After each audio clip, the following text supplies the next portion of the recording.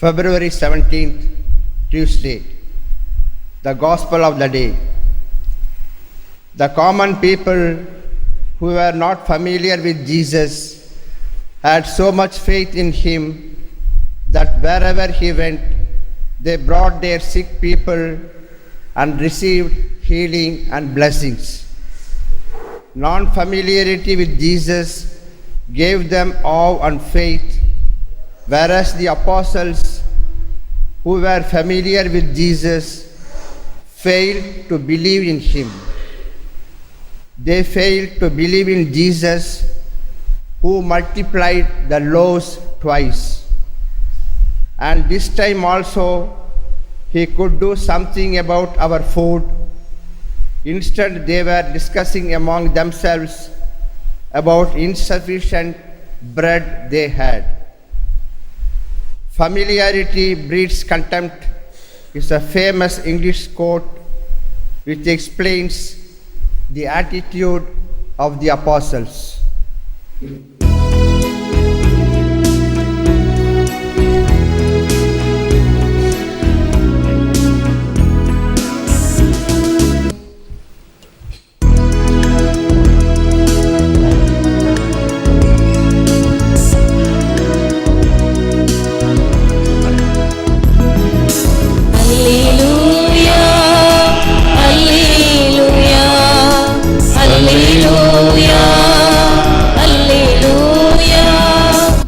ஆண்டவர் உங்களோடு இருப்பாராக.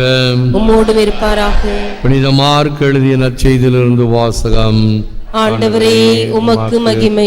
மகிமை. அதிகாரம் 8, திருவசனங்கள் 14 21 வரை. அக்காலத்தில் சீடர்கள் தங்களுக்கு தேவையான அப்பங்களை எடுத்துச் செல்ல மறந்து விட்டார்கள். படகில் அவரிடம் ஓர் அப்பம் மட்டுமே இருந்தது. அப்பொழுது இயேசு பரிசேயர், ஏரோதியர் ஆகியோரது புளிப்பு மாவை குறித்து மிகவும் கவனமாயிருங்கள் என்று அவர்களுக்கு கட்டளையிட்டார். அவர்களோ தங்களிடம் அப்பம் இல்லையே என்று ஒருவரோடு ஒருவர் பேசிக் கொண்டிருந்தார்கள். இதை அறிந்த இயேசு அவர்களை நோக்கி, நீங்கள் உங்களிடம் அப்பம் இல்லை என ஏன் பேசிக்கொள்கிறீர்கள்? இன்னுமா உணராமலும் புரிந்து கொள்ளாமலும் இருக்கிறீர்கள்? உங்கள் உள்ளம் மழுங்கியா போயிற்று? கண்ணிருந்தும் நீங்கள் காண்பதில்லையா? காதிருந்தும் நீங்கள் கேட்பதில்லையா? ஏன் உங்களுக்கு நினைவில்லையா?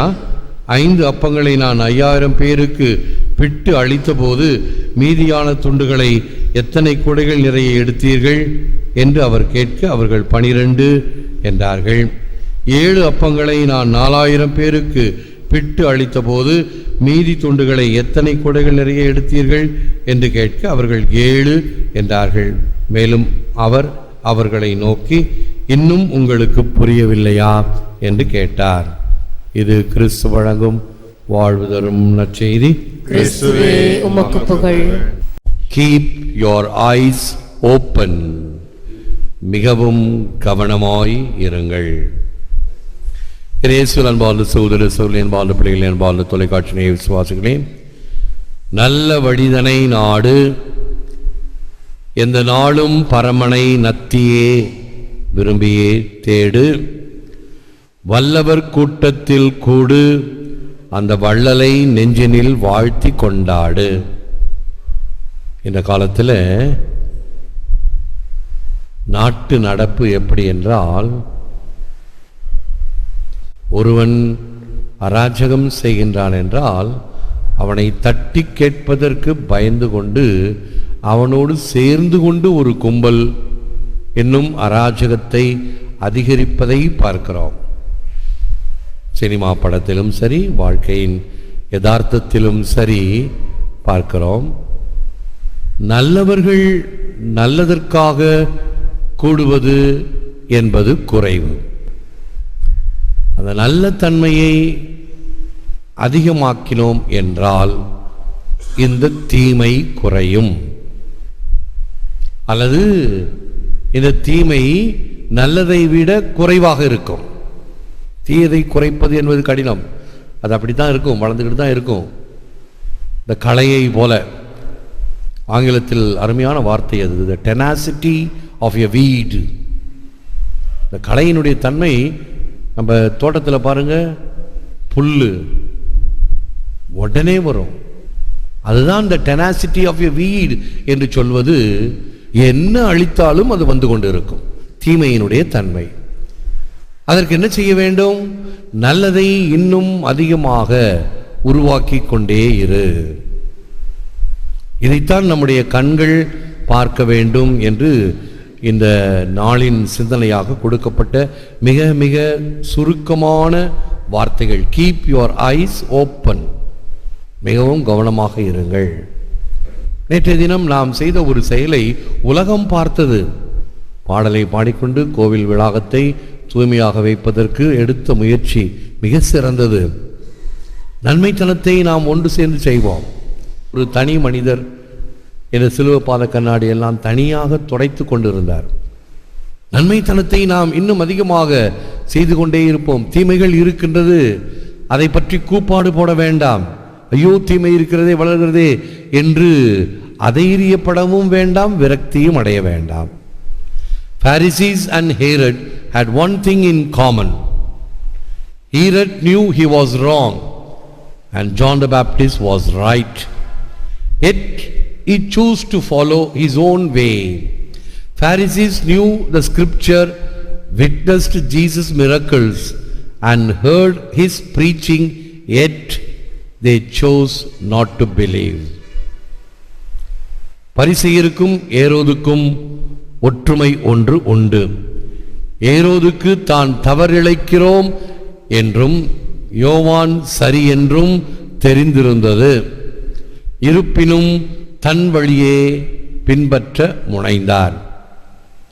பரிசேயர்கள் வேதத்தை அறிந்திருந்தனர், இயேசுவின் புதுமைகளை கண்டனர், போதனையை கேட்டனர், ஆனால் நம்ப முன் வரவில்லை.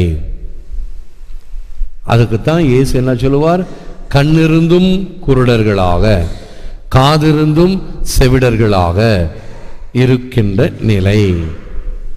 ஆகவே கீப் யுவர் ஐஸ் ஓப்பன் என்னும் பொழுது இந்த வார்த்தைகளை, இந்த வாய்ப்பை, இந்த தருணத்தை எப்படி நான் பயன்படுத்துகிறேன்? நன்மைத்தனத்திற்கா அல்லது தீமைக்கா? நன்மைக்கு நான் உதவுகிறேனா அல்லது தீமைக்கு நான் அடி பணிகின்றேனா, விலை போகின்றேனா? Pride has a way of concealing my faults from myself and revealing them to everyone else, especially my loved ones. ஆணவம் தன் தவறை மறைக்க வழி காணுகிறது, ஆனால் பிறருக்கு வெள்ளிடை மலையாக வெளிப்படுத்துகிறது தன் அன்புக்குரியோரிடம். எவ்வளவுக்கு எவ்வளவு பல சமயங்களில் சத்தமாக தங்களுடைய விவாதங்களை அடுக்குகிறார்களோ அவ்வளவுக்கு அவ்வளவு அது பலவீனமானது. உண்மை எப்பொழுதும் சாந்தமாக இருக்கும், அமைதியாக இருக்கும். ஆழ்கடலை போன்று. ஆழ்கடலிலே அலைகள் இருக்காது, ஆரவாரம் இருக்காது, சத்தம் இருக்காது, ஆனால் ஆழம் இருக்கும். கடற்கரையிலே ஆழமில்லை, அலைகள் ஆர்ப்பரிக்கும், ஓசையிடும், சத்தம் எழும்பும். அப்படித்தான் நம்முடைய வார்த்தைகளும். நம் முன்னாள் போப்பாண்டவர் பெனடிக்ட் the 16th வார்த்தைகள், a faith which we ourselves decide about is not a faith in absolute. We must free ourselves from the false idea that faith has nothing to say to today's men. விசுவாசம் என்பது நாமே முடிவு செய்வது அல்ல. விசுவாசத்திற்கும் இன்றைய மனிதனுக்கும் தொடர்பில்லை என்ற தவறான எண்ணத்திலிருந்து விடுபட வேண்டும். விசுவாசம் வேறு, வாழ்க்கை வேறு என்ற அல்ல. நான் விசுவசித்ததை நான் நம்புகிறேன், நான் நம்புவதை செயல்படுத்துகிறேன். என் செயல்பாடுகள் என் விசுவாசத்தை வெளிக்காட்டும். இதுதான் விசுவாசத்திற்கும் வாழ்க்கைக்கும் இருக்கக்கூடிய இணைப்பு தொடர்பு. நாம் நேற்றைய தினம் என்ன செய்தோம்? திருப்பலி முடிந்ததும் அந்த வேலையோடு சேர்ந்து பாடல் பாடிக்கொண்டு வந்து மறுபடியும் ஆலய முகப்பில் நின்று அந்த நற்கருணைநாதருக்கு ஸ்துதி தோத்திரம் புகழ் பாடி கலைந்தோம். அனைத்தும் ஆண்டவருக்காக. ஆத்மயோரம் தேயி குளோரியாம், to the greater glory of God. கடவுளின் அதிமிக மகிமைக்காக நாம் செய்வது, நாம் நினைப்பது அனைத்தும் இப்படிப்பட்ட எண்ணத்தில் இருந்தால் அது விசுவாசத்தினுடைய வெளிப்பாடு. வெறுமனே வேலைக்காக அல்ல. யாருக்காக செய்தோம்? ஏன் எல்லோருமாக சேர்ந்து செய்தோம்? அனைவரும் சேர்ந்து செய்த ஒரு செயல். அது விசுவாசத்தினுடைய வெளிப்பாடு. ஆகவே விசுவாசத்திற்கும் வாழ்க்கைக்கும், விசுவாசத்திற்கும் நாம் செய்கின்ற செயல்களுக்கும் மிகுந்த தொடர்பு உண்டு, தொடர்பு இருக்க வேண்டும். நம்முடைய ஒரு திருவழிபாட்டு பாடல், அஞ்சாதே ஆண்டவர் துணை இருக்க, நெஞ்சோடு நித்தம் அவர் நினைவிருக்க, உன் தாயின் உதிரத்தில் உன்னை தெரிந்தார், உன் வாழ்வின் உறவாய் உன்னில் நிறைந்தார். இப்படிப்பட்ட ஆண்டவர் நம்மோடு இருக்கும் பொழுது நான் எதற்கு அஞ்ச வேண்டும், எதற்கு பயப்பட வேண்டும்? ஆண்டவர் என்னோடு இருக்கிறார் என்ற ஒரு தெளிவும் துணிவும் நம்மை உந்தித் தள்ள வேண்டும். ஒவ்வொரு நாளும் இறைவன் நமக்கு கொடுக்கின்ற கொடை. The present time is a present from God. செபிப்போம், முழந்தாள் இருப்போம். Lord, forgive us for forgetting so easily the numerous instances in which we have experienced your interventions. Help us realize that Jesus loves us more than we do ourselves. இறைவா, பலமுறை நீர் எம்மோடு இணைந்து கொடுத்த அனுபவ பகிர்வை மறந்து போவதற்காக மன்னிப்பை வேண்டுகிறோம். நாங்கள் எம்மை அன்பு செய்வதை விட நீர் எங்களை அதிகமாக அன்பு செய்கிறீர். இந்த மனித குலத்தையே அழித்து விடுவேன் என்ற அளவுக்கு உமக்கு சஞ்சலத்தையும் வேதனையும் கொடுத்த மக்கள் நாங்கள். எங்களுடைய தவற்றுக்காக மனம் வருந்துகின்ற ஒரு இனிய காலமாக தவக்காலத்தை நாளை தினத்திலிருந்து துவக்க இருக்கிறோம். மனித பலவீனத்தினால் தவறிழைத்த நாங்கள் மன்னிப்பை இறைஞ்சி நிற்கிறோம். உம்முடைய இரக்கத்தை கெஞ்சி மன்றாடுகிறோம். ஏற்று வரமருளும் இறைவா, காக்கும் கரங்களினால். ஆமென். ஆமென்.